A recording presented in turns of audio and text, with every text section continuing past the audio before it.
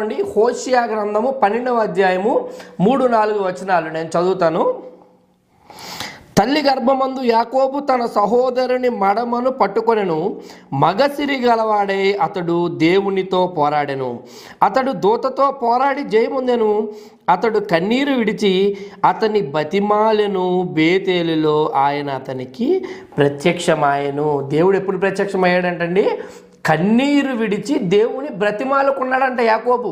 ఇక్కడ యబ్బోకు రేవులో జరిగిన ఘటన గురించి హోషియా ప్రవక్త రాస్తూ చెబుతా ఉన్నాడు. యాకోబు రాత్రంతా ప్రార్థనలో కన్నీరు కారుస్తూ దేవుని బ్రతిమాలుకొనగా దేవుడు వచ్చి యాకోబును ఆశీర్వదించాడు అని అక్కడ వ్రాయబడింది. అంటే దీని యొక్క సాదృశ్య రూపం ఏమిటంటే యాకోబు చేసిన పని రాత్రంతా దేవుడితో ప్రార్థనలో పోరాడాడు. ఆ పోరాటము ఫిజికల్ పోరాటంగా మనం తీసుకోకూడదు. అలాగే రాత్రంతా కూడా దేవుడు